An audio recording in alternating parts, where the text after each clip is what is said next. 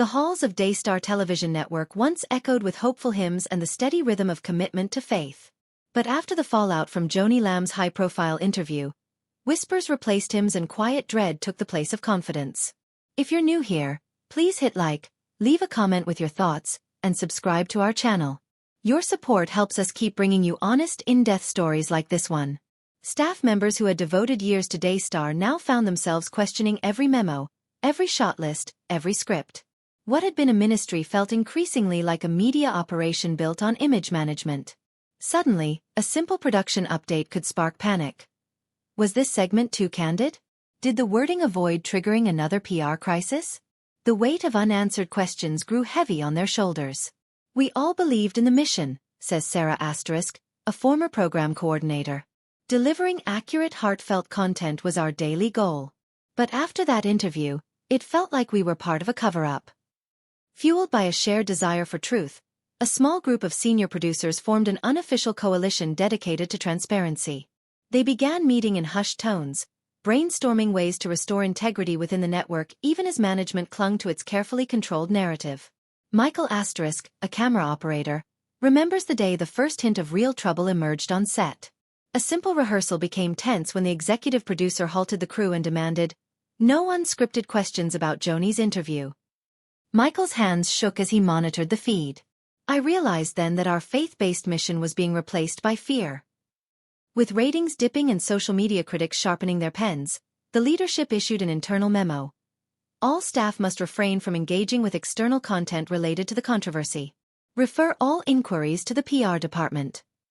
Many took note of that directive. In private chats, one editor typed, "If we're not allowed to listen, how can we respond honestly?" The memo read like a command to silence, and its effect rippled through every department. By this time, dozens of anonymous posts had appeared on dedicated forums. Former employees detailed long nights spent rewriting caption copy, removing any mention of Joanie's timeline inconsistencies. Others described hurried meetings where the word integrity was used, yet decisions always favored brand protection. It was a pattern we recognized, says Daniel Asterisk, a former show editor. When faced with a hard question, leadership's instinct was to erase and replace rather than acknowledge. Project Lighthouse, as the staff insiders called it, became their sanctuary. Early mornings before dawn, a handful of team members gathered in the green room for prayer and discussion. They shared personal stories of disappointment and hopes for genuine ministry. "We wanted the truth," Sarah recalls. "Not a polished narrative, but real talk about our struggles." Their gatherings, however small, sparked a renewed commitment to authenticity, an undercurrent that threatened the official stance of silence. Meanwhile, Daystar's boardroom was a battlefield. Leaked emails from a concerned board member revealed internal debates about how to address staff morale. One candid memo read, "We can't keep our employees in the dark or they'll walk away. We need a clear plan for transparency, or risk losing the talent that built this network." The board was split. Some advocated a full, public apology and open Q&A sessions. Others feared further backlash and pushed for a quiet end to the controversy. As staff insiders circulated these memos, Michael began noticing a troubling trend in the editing suite. Footage of Joanie laughing with Doug Weiss in early 2022 appeared in rough cuts, only to vanish in the final export. "It wasn't glitch or oversight," Michael states. "It was a deliberate erasure, a way to rewrite history." For many crew members, this was the final straw. They realized that the network's highest priority was preserving a narrative, not serving its viewers with truth. One day, Sarah received an email from a former colleague now working at another ministry. It read, "We heard what happened to you. We're here if you ever want to tell your story in a safe space." That message broke down barriers. Sarah and her colleagues began drafting open letters to the Daystar community, urging the board to take concrete steps. Independent financial audits, public timelines of key events, and a live, unedited forum where staff could ask questions on air. Within weeks, the donor base reacted. A coalition of major donors officially requested a comprehensive financial report focusing on production costs and promotional spending since Joanie's interview. Their letter emphasized stewardship, stating, "We support this ministry because we believe in its mission. But we can't ignore how quickly our contributions became tied to a PR campaign." The board, caught between respecting donor demands and protecting their leadership, finally agreed to convene the first public board meeting in Daystar's history. That meeting aired as a special broadcast. On camera, board members listened to staff voices, recorded testimonies from Sarah, Michael, and Daniel, highlighting operational frustrations and ethical concerns. Viewers watched as Joanie sat off to the side, visibly moved. When it was her turn to respond, she offered a heartfelt statement. "I see now that silence has hurt more than any wrong answer might have. I'm sorry for the fear my interview caused and for the staff who felt unseen." Critics and supporters alike noted the difference in tone.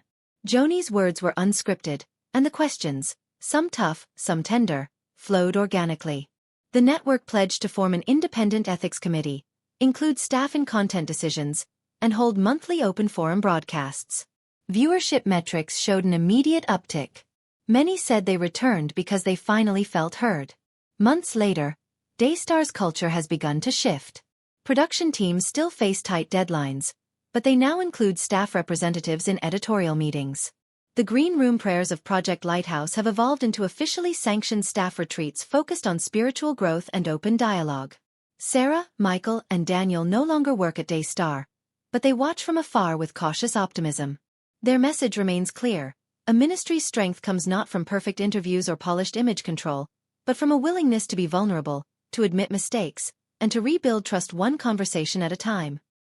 Thank you for following this inside look at how Daystar employees found their voices. If you found this story eye-opening, please hit like, leave a comment, and subscribe to our channel. We read every comment and value your perspective. Until next time, stay honest, stay compassionate, and remember, true light shines brightest through transparency and courage. As word of the public board meeting spread, more voices from within Daystar stepped forward. A group of junior producers published a joint statement on a private blog, reflecting a mixture of relief and disappointment.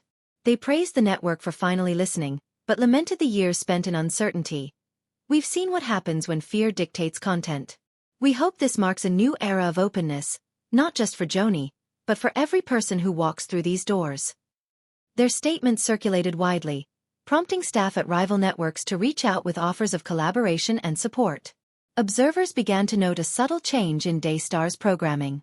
Within weeks after the board meeting, viewers noticed segments featuring behind-the-scenes footage, conversations about how worship songs are chosen, interviews with crew members about their faith journeys, and candid moments of prayer from the Green Room. These segments, although brief, felt genuine. They served as a reminder that the heart of any ministry is its people, not the polished surface. At the same time, Daystar launched a digital feedback portal, inviting viewers to submit questions or concerns directly to the ethics committee. Each submission, the network promised, would receive a personal response.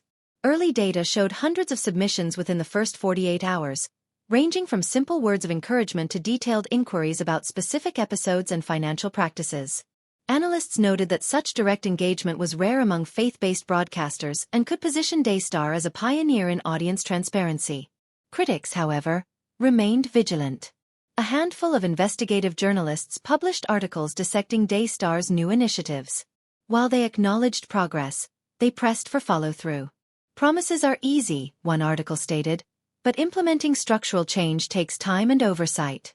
We'll know the real story when these policies hold the network accountable even in future crises." That critique highlighted a key challenge: maintaining transparent practices beyond a moment of crisis, embedding them into the network's DNA. The conversation also reached academic circles.